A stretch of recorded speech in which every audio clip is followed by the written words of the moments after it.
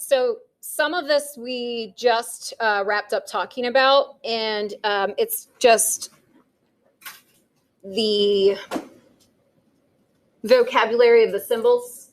So I talked about how f of 1 is the exact same thing as a sub 1. And then it doesn't really, it does say it, but the n itself is the term number. Oh, it's probably down here. It's down here, but the n itself is the term number.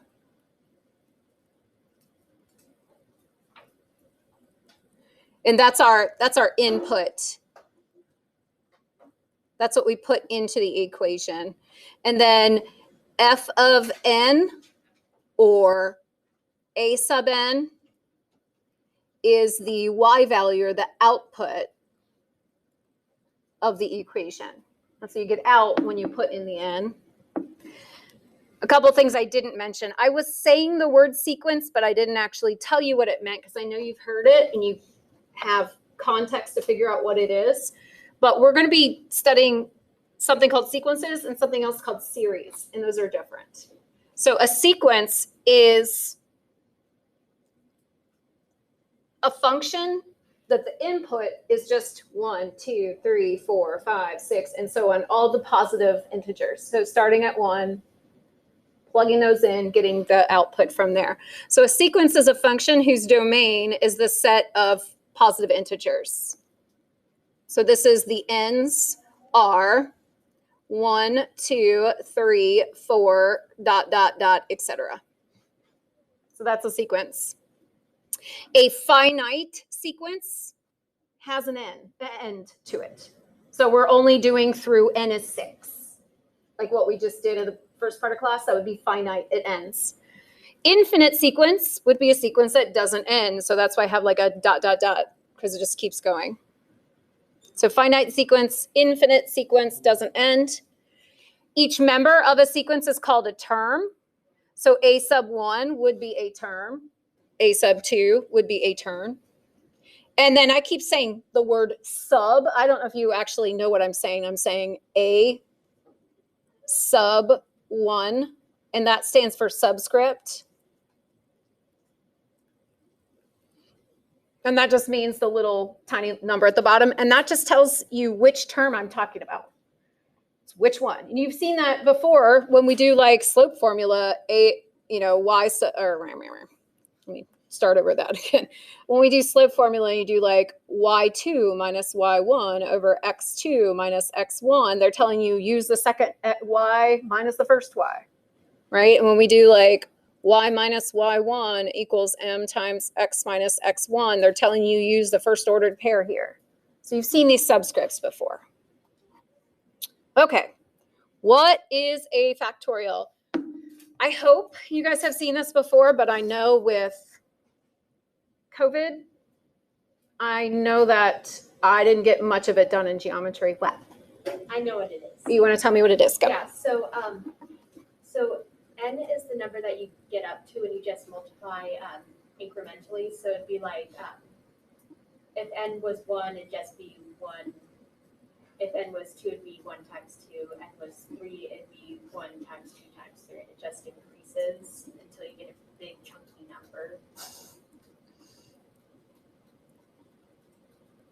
So n's the number you get up to, and you multiply all the integers, positive integers. I felt so smart fourth grade when I learned that. Starting at 1 and ending at n. Okay, so that is a in her own words kind of thing, and then I took her words and changed them a little bit because she had too many words for me to write down. I'm going to describe a factorial using symbols, but this is really what it is. Let's use Marie's definition real fast for evaluate 5 factorial. By the way, you don't say 5.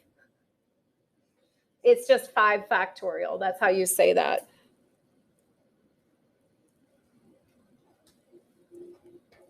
Oops. So you say 5 factorial. I gotta fix that.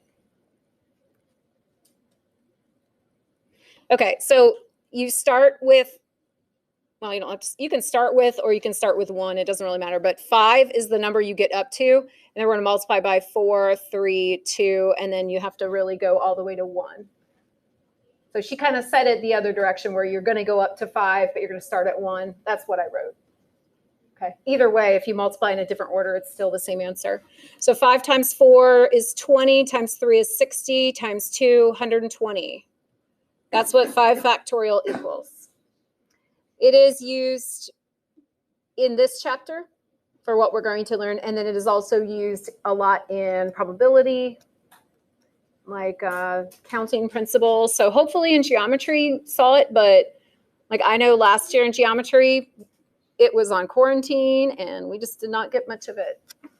Like I know we covered it, but I don't know how much my students got out of it, unfortunately.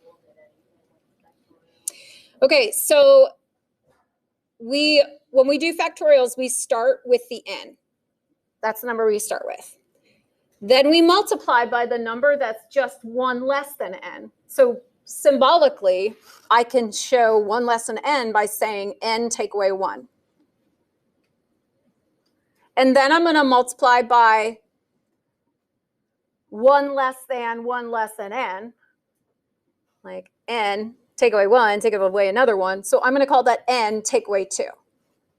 So really I'm starting at n and taking 2 away to get to this spot here. And then I'm going to follow that pattern until I get to the number 1. So this is what we're looking for a factorial, like math-wise, the meaning of it.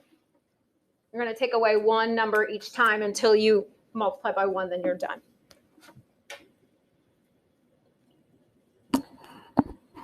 So this is saying find a sub 5. What? Is 0 factorial undefined? 0 factorial is 1. I can go over if I have time. Okay. You won't, maybe you'll have a 0 for, maybe we'll put it in there because maybe you'll have it, but. It's on the homework. Not that I'm doing it right now. So maybe you'll have it. Okay, so 0 factorial would be equal to 1. If I have time, I'll throw that in too. But just so you know, 0 factorial is equal to 1. Okay, so this is saying find a sub 5 for a sub n equals n factorial over 2n. So they are telling me what to plug in for n. A sub 5 is telling me n is going to equal 5. So this is what you guys just did, only we're not doing all the first 4. We're just going to plug in 5 and be done. So I'm going to plug in 5 for my n's. So I have 5 factorial over 2 times 5. So we just did 5 factorial, but I'm going to pretend I didn't just do that one. 5 times 4 times 3 times 2 times 1 over 2 times 5. Okay? So now you have 2 choices. You can multiply all this out, and then it will reduce, or you can reduce it before you multiply it all out. Since it's all multiplication, it is going to multiply out to be 120 over 10. But I could also be here and be like, oh, well, the 5s are going to cancel and the 2s are going to cancel. So really, my answer is 12. So sometimes when you're dividing with factorials, there could be like a shortcut. You don't have to do it that way. You could put 120 over 10 and then get 12. But that is a shortcut. So another part that's going to be in your assignment will be simplifying a factorial expression. So the number's already plugged in for us. So you have 2 options. We could multiply 3 times 2 times 1, and then 7 times 6 times 5 times 4 times 3 times 2 times 1. We can multiply all that together and get 6 over, I don't know what that is, 120 times 42. Nobody?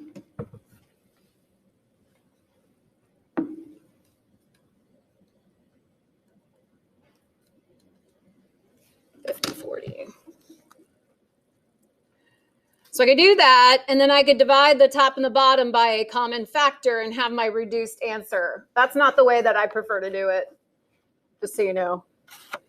I prefer the second method that starts with, you know, writing them all out like that, and then I'm going to cancel out the common factors. So I'm going to have 1 on top. On the bottom, I'm going to have 30 times 7, which is 210. So I think it's easier to cancel factors with factorials. So number is not numbered. The next one.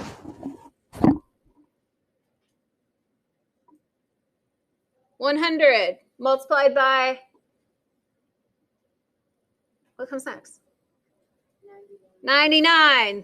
Somebody else, not Marie, multiply by 98. All right, somebody else, not Chris, multiply by 97. Do you think I'm gonna write all those out? Nope, definitely not. What's 98 factorial start with? Lena. Multiply by what? Hold on, I put 9.8 by accident. 98 multiplied by 97, multiplied by 96, and so on. I'm not gonna write all those out. Do you see what I would be canceling? Everything starting at 98 down. So I don't need to write them all out. I just need to figure out which is greater, the top or the bottom. And I just need to write out the ones that they don't have in common. So I'm going to write this a different way. I'm going to write the top as 100 multiplied by 99 multiplied by 98 factorial. So I wrote something equivalent to 100 factorial. 100 multiplied by 99 multiplied by 98 factorial. That means 98 times 97 times 96 and so on. And then on the bottom, I have 98 factorial. Well, 98 factorial over 98 factorial, all of those are going to cancel. So I just have 100 times 99, which is 9900. Done. Why is that number on the top when the previous answer had the big number on the bottom?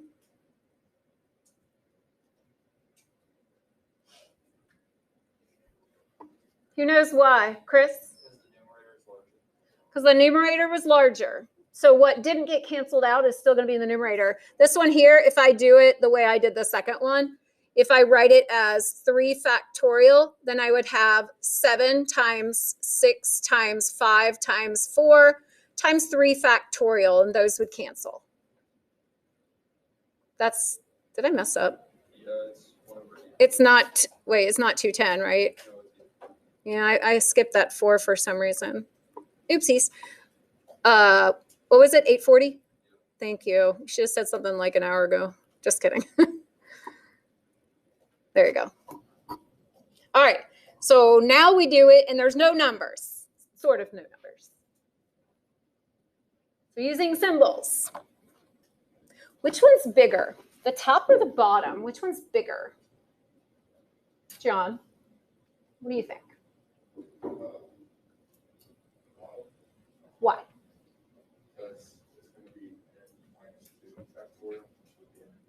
Yeah, so the bottom is bigger because the top one says n take away a number. So the n's, when you look at just the n's, the top one's smaller. So the one that's bigger is the one that I have to expand. So let me write that thought down. So we're going to expand the larger.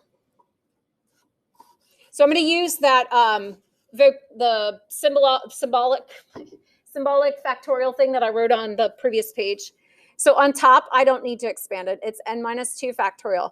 On the bottom, I have to expand it. So I'm going to have n multiplied by n take away 1 multiplied by n take away 2. And as soon as I do that n take away 2, I don't have to keep going. So I'm going to write factorial there. Because once they match, I can cancel. the bottom's bigger, it's going to have the stuff left over. So on top I have 1, on the bottom I have n times n minus 1. Or if you want to do extra work, you can write n squared minus n. Either of those is fine. So this example is the same way. Which is bigger? Is it the top or is it the bottom? Belle, which is bigger? Why is the bottom bigger? Oh wait, are you on the next one? Yeah. Top one is bigger because it says plus 1. So we're going to expand the bigger one.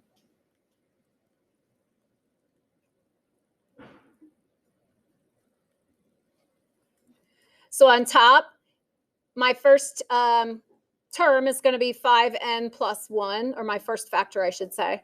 Then I do 5n plus 1 minus 1. So just 5n.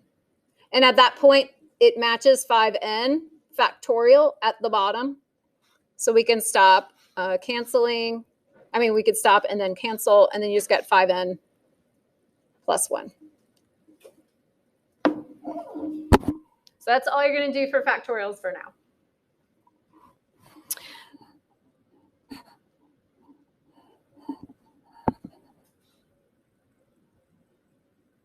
Okay, I think this is the last of our notes. Yeah, so let me go back to that question that I think it was Marie that asked about 0 factorial. I can show you why it's 1. If we have something like 4 factorial, we would do 4 times 3 times 2 times 1. If we have 3 factorial, we would do 3 times 2 times 1. If we have 2 factorial, 2 times 1. If we have 1 factorial, we would just have 1. If we have 0 factorial, that's the question. So not only put what these equal. So 24, 6, 2, 1. And then we're going to look at a pattern. From 24 to get to 6, I'm just dividing it by 4. From 6 to get to 2, I'm dividing it by 3. From 2 to get to 1, I'm dividing it by 2. And then from 1 to get to the next answer, what do I have to divide it by? So what's 1 divided by 1? 1. So that's why it's equal to 1. And then from there, you can't go further because you can't divide by 0. So, okay, so what we're doing here is a bit of what we learned by plugging numbers in earlier into finding those first six terms.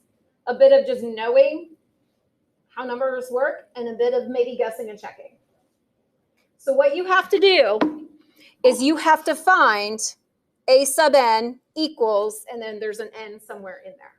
So the first thing that I always recommend is that we look at these as input and output. So I'm going to input 1, I'm going to get out 2. I'm going to input 2, I'm going to get out 4. I'm going to input 3, I'm going to get out 6. I'm going to input 4, I'm going to get out 8. And I'm going to input 5, I'm going to get out 10. So if I input n, what would I get out? Say it louder. 2n. So this one you can tell each time I'm just multiplying by 2. From the n number to the a sub n number. I'm just multiplying by 2. So this one I can just figure it out. I don't have to use any special fancy tricks. Okay, but they will get more complicated.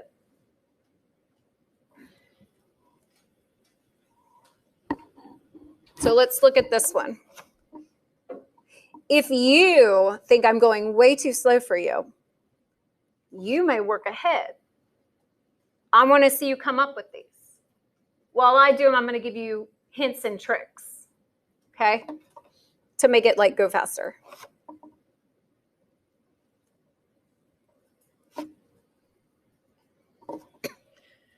So the first thing I notice here is that not every output is negative. We're alternating negatives. Did we see that earlier? We did see that earlier. When you're alternating negatives,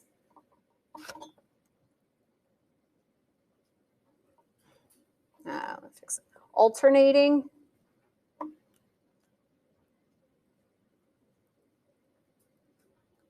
negative, positive, negative, etc.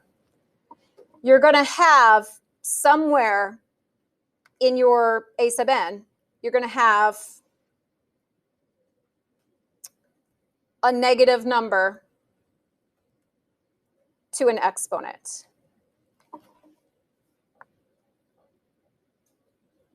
Okay, if we're alternating negatives, somewhere in your equation, you're going to have a negative number with an exponent. It's the only way we're going to go back and forth like that. And that's what we had when we had it on the, do the first 6 terms. We had -2 to an exponent.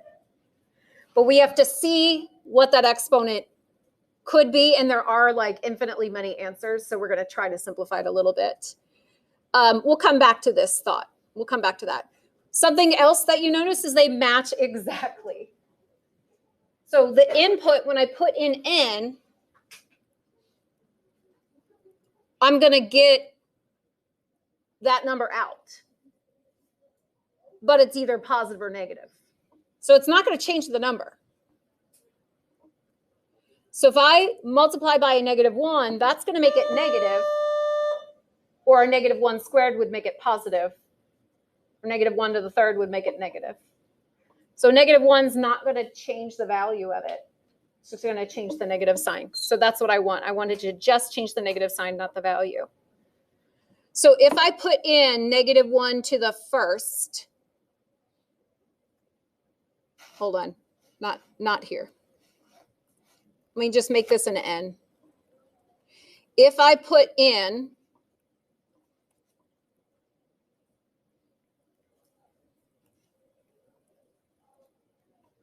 if I put in 1, will I get out -1? Because that's what I need for my output. If I put n as 1, does that work? 1 times -1, is that -1? Okay. What if I put in 2?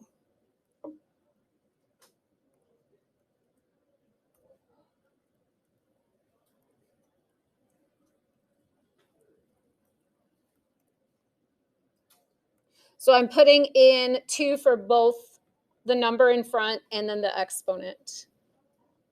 Will I get +2 out? Does that work? Okay. If the first 2 work, that doesn't mean all of them work. So I would check something further on in the pattern. There are sequences that the first 2 could be like a lot of different things. It could be linear, it could be quadratic. They still go through the same points. So we always want to check something later. Don't rely on just 1, 2 points. So how about we do a sub 5? So that means I'll be plugging in 5.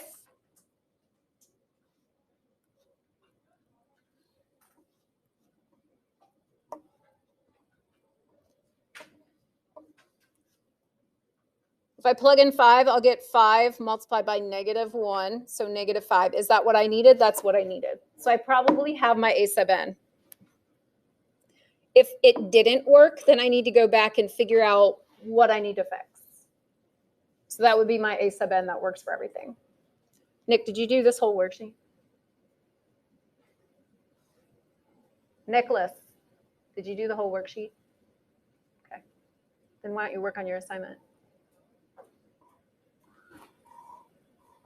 Okay. Oh, wait. Oh, yeah, we fixed that.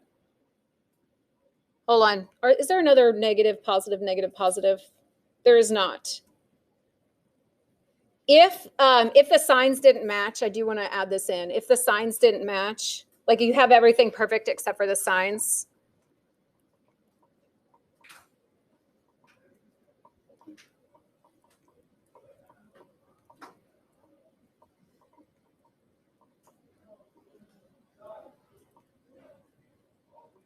If the signs are opposite of what you're getting, try -1 to the n minus 1.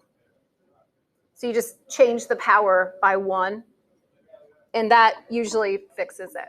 So I put that here for you. All of these are tips that you're going to need. All right, look at the third one. Do we notice a pattern?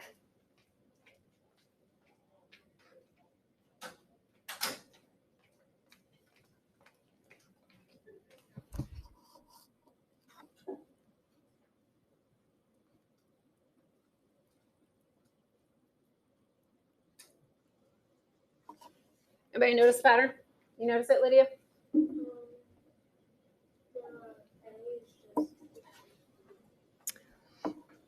The a sub n is just what? N to the third power. So if you have pretty good arithmetic skills and you know your powers, some of these you're gonna be able to recognize right away. So yeah, we're just cubing each n to get us to the a sub n. I'm going to move that off to the side because I'm going to show you a trick with this that you should have learned in Algebra 2. It's another way of recognizing if you have a cubic. So what we do is they're called finite differences. And the finite differences, what you do is you go from 1 to 8 and you say, well, that's plus 7. You go from 8 to 27 and you say that's plus 19. From 27 to 64, that's, I don't know, plus something. To find that number, I do 64 minus 27, 37. So we're taking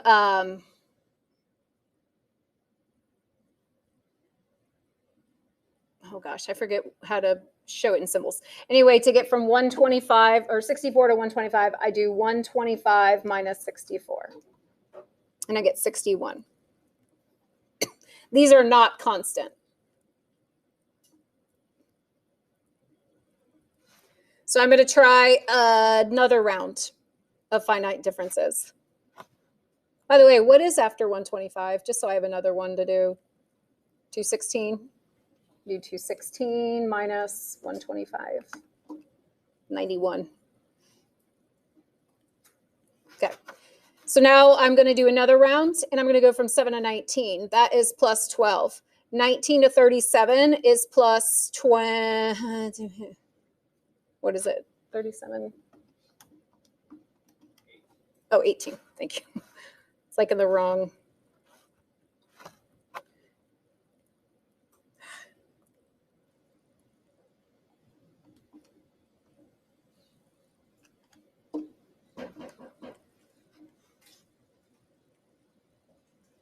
So I get 24, and then from 61 to 91, I get 30. Ooh, fun, thanks. Thank you. Okay, and then it's not constant, so I'm going to do it again.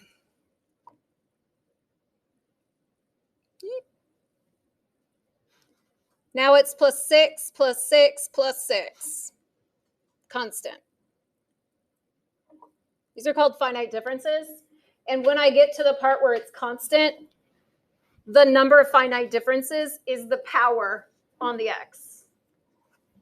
So if it were constant on the black level, that would be linear. If it were constant on the blue level, that would be quadratic.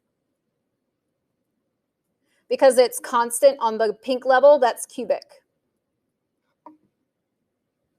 So you at least have something to go off of.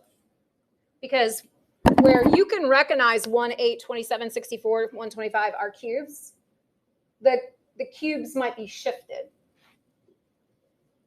And then you might not be able to recognize it. Or they might all be multiplied by 2. And then you don't recognize that it's cubic. So all of these tricks are going to help you, because this is what tonight's assignment is going to be like, is just figuring out figuring out the pattern, figuring out the A sub n.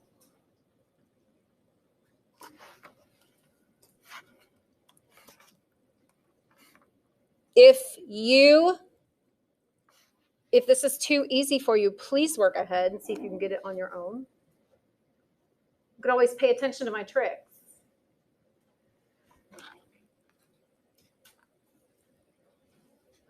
Does anybody recognize something before I show you like the tricks to help you get this? Connor, do you recognize anything here?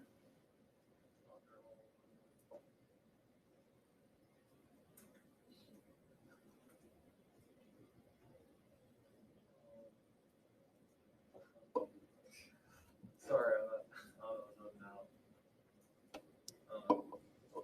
You cannot recognize anything if you don't notice anything about the numbers in black. I feel like if you've been in math class, these numbers should be somewhat recognizable. Kira, what do you think? Say it again. They're all multiples of 2. I'm gonna say they're not all just multiples of 2 because 6 is not in there and 10's not in there. It's exponential. They're powers of 2. So you're on the right track by saying, yes, they are all divided by 2, or they're all even, but they're more especially like exponential. So the first one is that 2 to the first, and then we've got 2 to the second, and we've got 2 to the third. That's not how this is working, is it? So it is exponential. And they're powers of 2, so it's going to be 2 to some power. But if it does not match the number I'm plugging in, it doesn't match my n value. What number would I need to plug in to get the answer of 1? Or even easier, what number would I need to plug in to get the answer of 2? 2 to the what is 2? To the first power. 2 to what power is 4? 2 to the second is 4. 2 to the third is 8.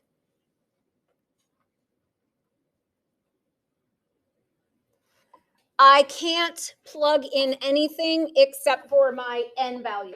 That's what I have to plug in. So if I plug in 2 to the second, how do I make that change into a first power? Lydia, what do you think?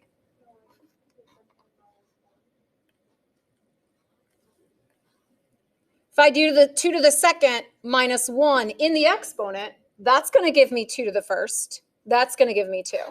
So let me see if that works for multiples. 2 to the third. Oops.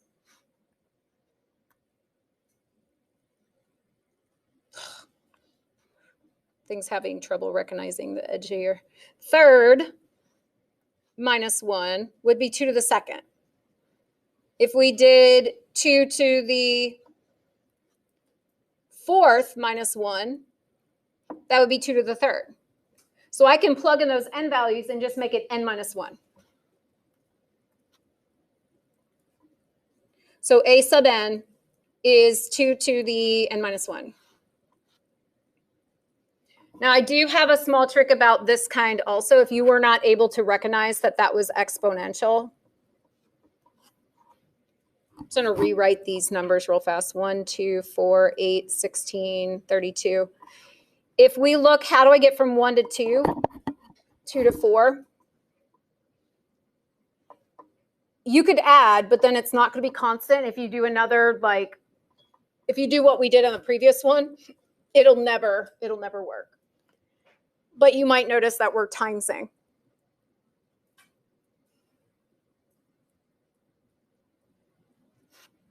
If you have this situation where you're multiplying by the same number, that number will be a base of exponential.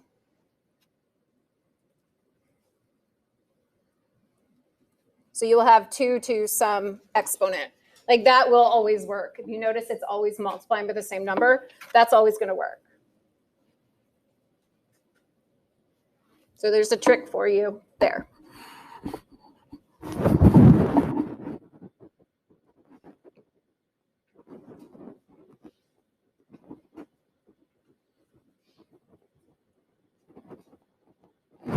Does anybody recognize a pattern?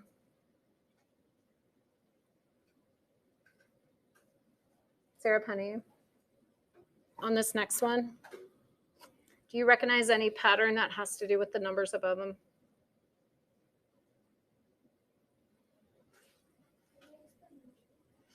Exponential would mean that I'm multiplying by the same number down here each time. So this would be like multiplying by 4, but that would not be multiplying by 4. So it's not exponential. Can you see how you get, don't look at the 1 and 1, because that's confusing. Look at any other numbers. How do I get the number underneath it from the number above it? Multiply by itself. And what is multiplying by itself? What does that mean in math? Multiplying by itself. Squaring? Square? So perhaps this is a sub n equals n squared. Does that work? Let's check 5. A sub 5 equals 5 squared. Does that work? Okay. It's not always going to be so easy like this. So if you use finite differences, plus 3, plus 5, plus 7, plus 9, and then do a second round of it, plus 2, plus 2, plus 2, this is telling you it's quadratic. So that you know somewhere n is going to be squared. It's just like a starting point to let you know at least we know it's a squared kind. But it might not be n squared. It could be like n plus 1 squared. Or it could be n squared minus 9. Like, we don't know what's going on. All we know that it is squared. It could be, oh, this is where it gets harder. It could be n plus 3 times n minus 4. That would be n squared. But that one would be like a way more challenging one. That'd be like an extra credit. Yeah. So 1, 3, 5, 7, 9. I just saw those numbers. I'm adding 2 every single time. This is a finite difference. This is telling me it's linear. It's also telling me when it's linear, the number added is the, and I'm putting parentheses, slope. It would be in that spot of the slope. This is not really a slope because it's not a line, but it is linear as it, the dots would make a line. So it is that rise over run. It's that steepness of the points.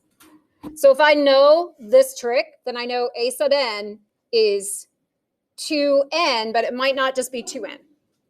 If I plug in 1, do I get out, I didn't write my n's, sorry. If I plug in 1, do I get out 1 with 2n? No. If I plug in 2, do I get out 3? No. If I plug in 1, I get out 2. If I plug in 2, I get out 4. What can I do to this 2 and this 4? Or if I plug in 3, I get out 6. What can I do to the 6 to make it the actual numbers it should be? What do I do to this 6 to make it into a 5? It needs to be a 5. Belle? Minus 1. Does that work for all of them? 6 minus 1 is 5. 4 minus 1, that's 3. 2 minus 1, that's 1. It's working for all of them. So that's telling me that my equation is going to have that minus 1 in it. And you guys know about, like, when we have lines, there's a y-intercept. And this is typically the y-intercept. This doesn't have a real 0 term, but couldn't I just follow the pattern and find the 0 term? If it's linear. It doesn't work for all of them. It works for linear. That's another way you could do it. All right, here's the hardest kind. for some reason. When you have fractions, do not look at them as fractions. Don't look at them as fractions. Look at them as a pattern on top and a pattern on the bottom. Okay, we're going to look at fractions as a pattern on top, pattern on the bottom. So we have our n's.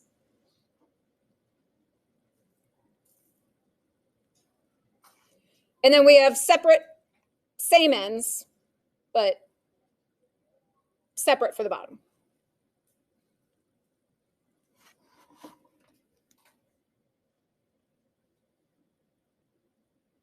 So let's just look at the top. 132939 481 5243. Does anybody see some sort of pattern with those outputs? Caleb, do you see any sort of pattern with the outputs? Mm-hmm.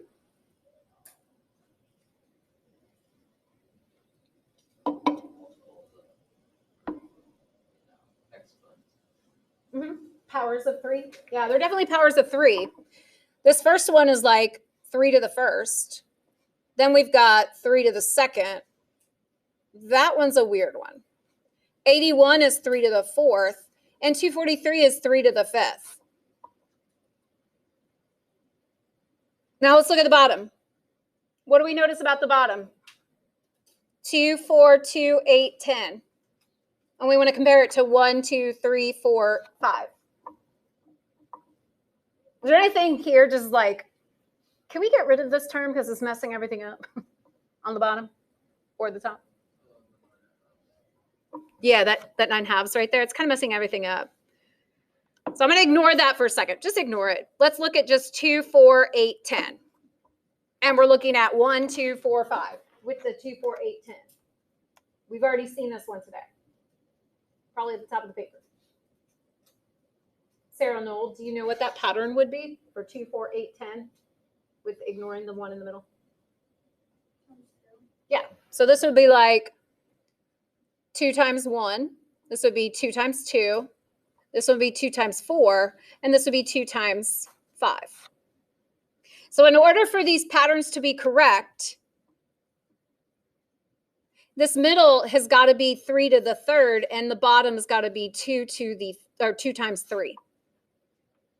27 over 6. And that reduces to 9 over 2. So when you have kind of like an oddball in there, it's probably reduced. That's what makes the fractions hard. But now we figured out it's reduced. We can write our a sub n. On top, it's just going to be 3 to the n power. On the bottom, it's going to be 2 multiplied by n. But it's those reduced ones that make it tricky. Okay, just try this is the very last one. Just try it on your own. I'll put it on the video, but try it on your own.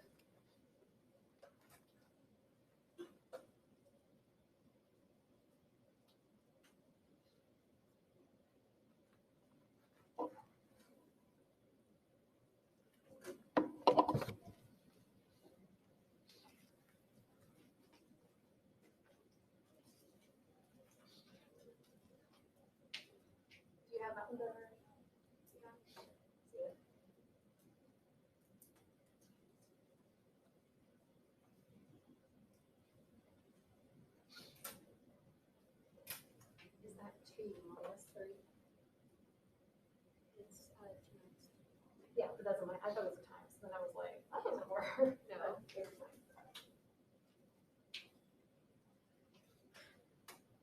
Did you do it? The last one, did you do it? It just clicks with me. I'd like to see what you got. That's good. So if I plug in 1, 1 times negative 3, take away 1, doesn't give me negative 1. So the input is the n, the number that's above it. So 1 needs to come out with a negative 1. This doesn't work. You're not totally completely wrong, just part of it was wrong. You get it? That was good.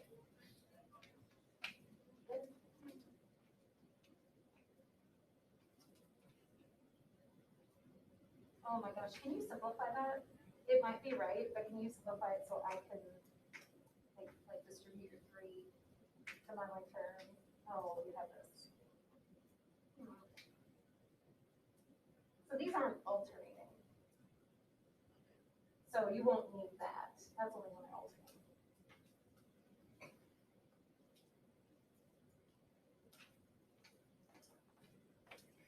Okay.